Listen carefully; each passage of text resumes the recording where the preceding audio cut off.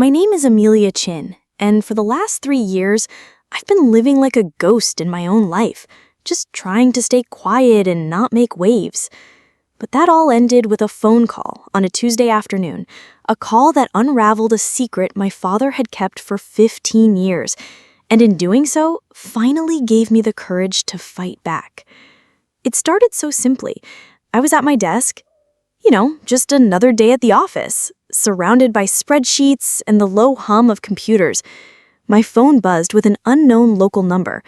Normally, I'd just ignore it, let it go to voicemail. I'm not really a phone person. But for some reason, this time felt different. I picked it up. "Is this Amelia Chin?" The voice on the other end was gruff, a little rough around the edges, but trying to sound professional. "Yes," I said, a little hesitantly. "Who's this?" "My name is Frank DeMarco. I own DeMarco's Pawn and Gold over on Riverside. I believe I have something that belongs to you. A Rolex Submariner." My heart didn't just drop, it stopped, cold. It felt like the air had been sucked out of my lungs. That's impossible," I whispered into the phone. "I have my father's watch right here." Even as I said it, I was fumbling with the drawer of my desk, the one where I kept the watch safe while I was at work. My hand met nothing but the smooth, empty bottom of the drawer. It was gone. "Ma'am, you still there?" Frank's voice pulled me back. "The watch," I managed to say, my own voice a stranger to my ears. "It's gone." He sighed on the other end, a heavy, weary sound. "Yeah, I was afraid of that. Look, can you come down to the shop? There's something you need to see, and honestly, I'd rather not get into it over the phone." I don't even remember saying goodbye. I think I just hung up. I left work without a word to anyone, my hands trembling so badly I could barely grip the steering wheel. My dad's watch. It was the only thing he left specifically to me, the only tangible piece of him I had left. I checked on it every single morning, a little ritual. I'd open the drawer, pick it up, and run my thumb over the inscription he'd had put on the back. "To my daughter, Amelia. May time always be on your side. Love, Dad." He wore that watch through my entire childhood. I remembered the glint of it on his wrist as he hammered nails on construction sites, as he carved the turkey at Thanksgiving, as he sat in the front row of every one of my terrible school plays. Even in the end, during chemo, when his wrist became so thin and frail that the watch just hung on him, he never took it off. On his deathbed, he pulled me close, his hand shaking, and pressed it into my palm. "This is yours, Mia," he whispered, his voice raspy. "Only yours." That was 3 years ago. 2 years before my mom married Richard. 18 months before Richard's son Tyler moved into our house, bringing with him his charming smile, his series of failed startup ideas, and a giant appetite for other people's money. DeMarco's pawn shop was exactly the kind of place you'd picture. It was squeezed between a nail salon with a flickering neon sign and a check-cashing place, the kind of strip mall where you could almost smell the desperation. The man behind the counter, Frank DeMarco, looked the part too. Thick neck, eyes that seemed to have seen it all, and a chunky gold pinky ring. But when he saw me walk in, his expression softened in a way that took me by surprise. "You look like him," he said, his voice surprisingly gentle. "Your dad. He used to come in here, back in the day." "He did?" I asked, surprised. "Sure. Construction guys always need a little extra now and then for tools or a slow week. He was one of the good ones, though. Always paid back what he owed, with interest. Never tried to pull a fast one." He disappeared into a back room and came back holding a familiar worn leather box. My heart clenched. "This came in yesterday," he said, setting the box on the glass counter. "Fella said it was his to sell, but when I opened it up to inspect it," he opened the lid, and there it was, Dad's watch. It looked smaller, more vulnerable, sitting there under the harsh fluorescent lights. "Normally," he continued, his eyes on the watch, "I don't ask too many questions if the merchandise seems legit, but this watch, I knew your dad. I knew he would never willingly part with this. So I did a little digging in my system. He looked up, and his eyes met mine. Your father pawned this watch exactly one time, 15 years ago. He paid it back, in full, within a month. He paused, letting that sink in. The loan was for $3,000. My records show it was right around the time you started at that fancy private school, St. Mary's Academy. My throat tightened. I had gotten in on a full academic scholarship, but I knew there were still extra costs. Uniforms, books, all those little fees that add up. My dad had just told me he'd been working a lot of overtime. He never, ever mentioned pawning his most prized possession just so I could go to a better school. He'd carried that burden silently. That's when I knew for sure something was off with this sale. But that's not the main reason I called you. He carefully picked up the watch and turned it over in his calloused hands. When I was examining it, checking for authenticity, I noticed something. He pressed a tiny, almost invisible button on the side of the watch casing, and the back popped open, in a way I had never seen before. It wasn't the standard mechanism. This isn't original, he explained. Someone, your dad probably, modified this watch. He created a secret compartment.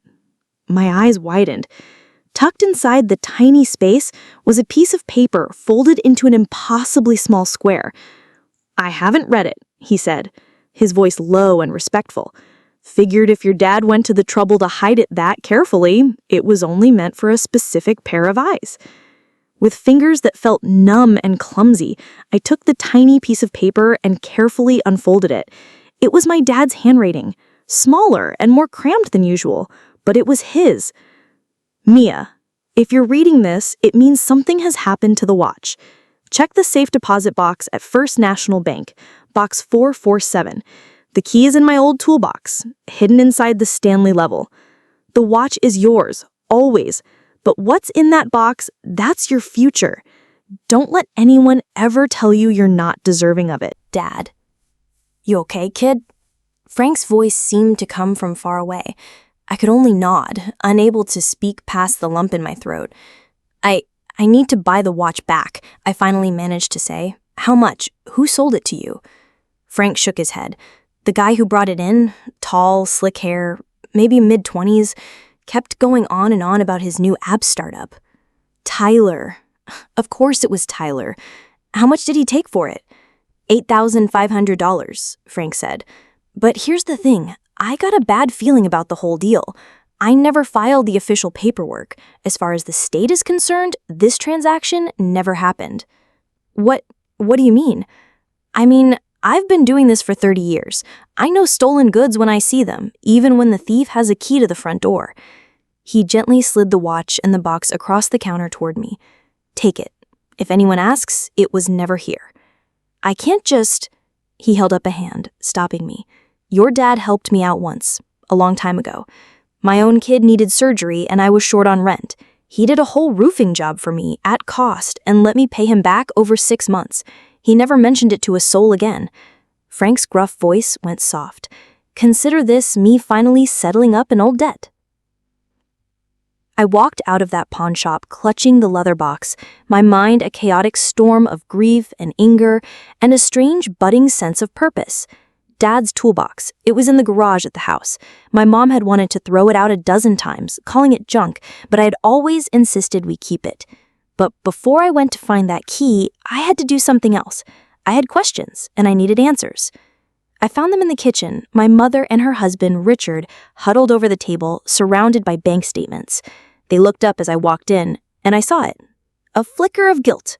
Quick and undeniable, before my mother's face hardened into a mask of confused innocence. Mia, what are you doing home from work so early? I didn't say anything. I just walked to the table and placed the watch box squarely between them. Looking for this, I said. The silence that followed was heavy and suffocating. Where did I find the watch that was stolen from my desk drawer? The watch that was the only thing my father ever left just for me.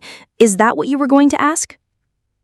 Now, Mia, Richard stood up, trying to use that calm, condescending mediator voice he always used on me. Let's not be dramatic. Dramatic? You think this is dramatic? Tyler needed some seed capital for his business, Richard said, as if it were the most reasonable thing in the world. His third business, I shot back, after the gourmet food truck that never sold a single taco and that cryptocurrency scheme where he lost your money, not his. This one is different, my mom interjected, her voice sharp. He has a real partner, a solid business plan. A plan funded by stealing from me? I said flatly. It is not stealing, Richard said firmly. We are a family. Families share the resources to help each other succeed. I laughed, a short, bitter sound. Right, so I guess Tyler will be sharing his trust fund with me. Oh wait, he already spent that on a sports car and a 6-week trip to Cabo. That's different, my mom snapped. How? I demanded, finally letting my voice rise. How is it different? She stood up then, her face a mask of cold justification. Because Tyler has potential, Amelia. He's building something. He has vision. You just sit on valuable things. You have a safe little job and a safe little life. People with ambition need resources more than people who are content to just exist. And there it was. The truth they had been dancing around for years. The belief that because I was quiet, because I wasn't flashy, because my life wasn't a series of grand dramatic gestures, I deserved less. Tyler was the dreamer, so he was entitled to everything, including what was not his. I want the money back, I said, my voice dropping back to a quiet calm. Right, actually laughed at me. We don't have it. It's already been invested in his company, Techno Solutions or whatever he's calling it. Then get it uninvested. You can't just watch me, I said, picking up the Rolex. This watch was reported stolen to the police this morning. I have the police report number right here on my phone. Either I get the money back by the end of the week or I press charges. You wouldn't, she gasped, her hand flying to her chest. Tyler, he could go to jail. Tyler committed a felony, I said, my voice like ice. That is not my fault. After everything we've done for you, she voiced, turned shrill, we let you live here. I pay rent, I stated calmly, above the market rate, actually. We are your family, Amelia. I looked at her, at the woman who was supposed to be my mother. Dad was my family. This watch was his legacy to me, and you let your new husband and his son steal it from me, as if it and he meant absolutely nothing. I didn't wait for a reply. I turned and walked to the garage. Dad's old red metal toolbox was right where I'd left it, under his workbench. It was covered in a fine layer of dust. I opened it. The familiar smell of oil and sawdust hit me. His favorite level, an old wooden Stanley he'd taught me to use when I was just a little girl, was in its usual spot. Close enough is never good enough, Mia, he used to say. When you build something, you build it to last. I unscrewed the end cap of the level, and there, wrapped in a small piece of plastic, was a tiny, old-fashioned key. The First National Bank downtown was an imposing old building, one my dad had helped renovate years ago. I felt a sense of him as I walked through the marble lobby. The safe deposit box manager was an older woman who, amazingly, remembered my dad. She gave me a kind smile and didn't ask any questions. Box 447 was heavier and larger than I expected. My hands trembled as I opened it. Inside were 3 things: a thick manila envelope, a worn leather-bound journal, and another letter addressed to me and my dad's familiar scrawl. I opened a letter first. Mia, if you're reading this, it means you found my little insurance policy. I never told your mother about this box. I started it the day you were born because I knew, even then, you were going to be something special. The envelope contains bearer bonds from my own father. They should be worth about $100,000 now, probably more. The journal has all the details of my contracting business, client lists, contacts, and a list of outstanding invoices from guys who never paid up. There's probably another $50,000 there if you have the energy to chase it down.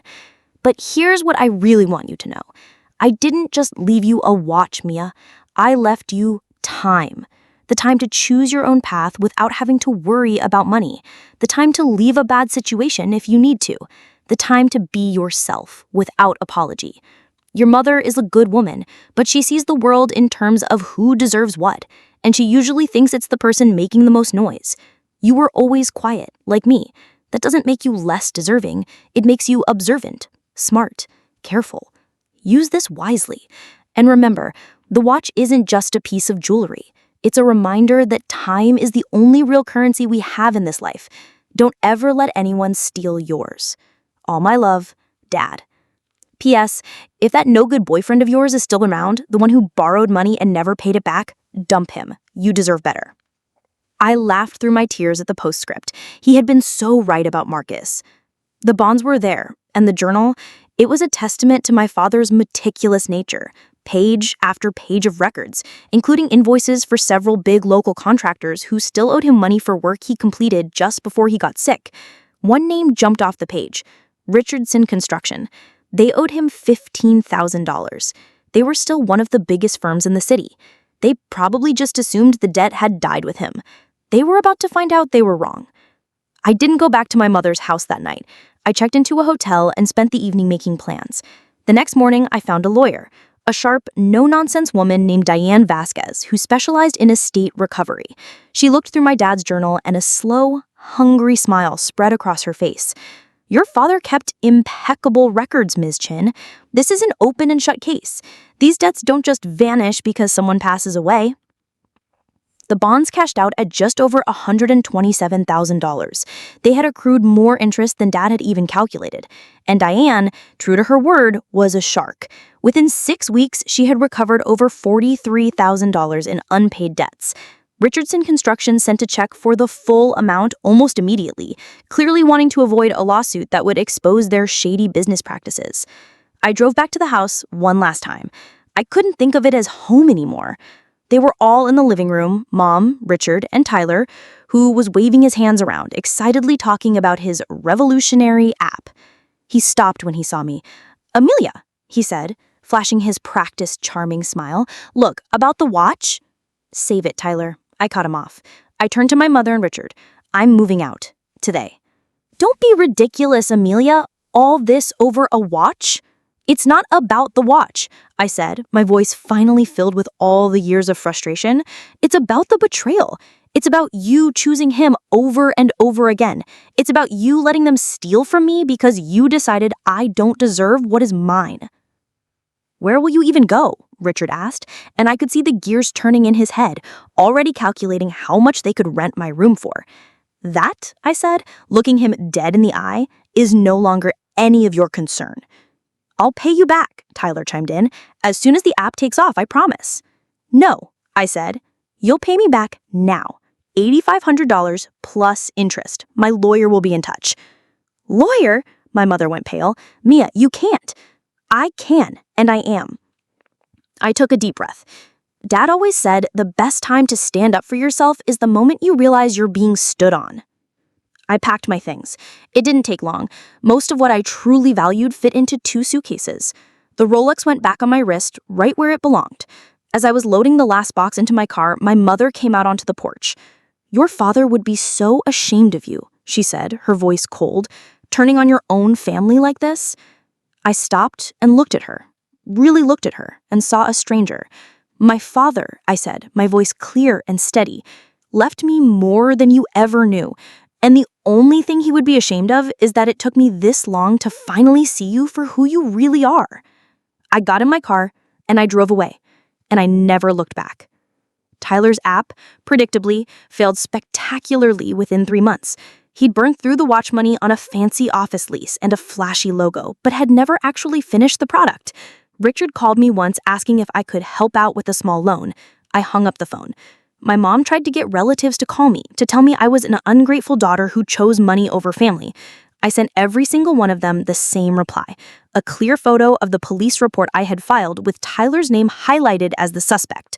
The calls stopped.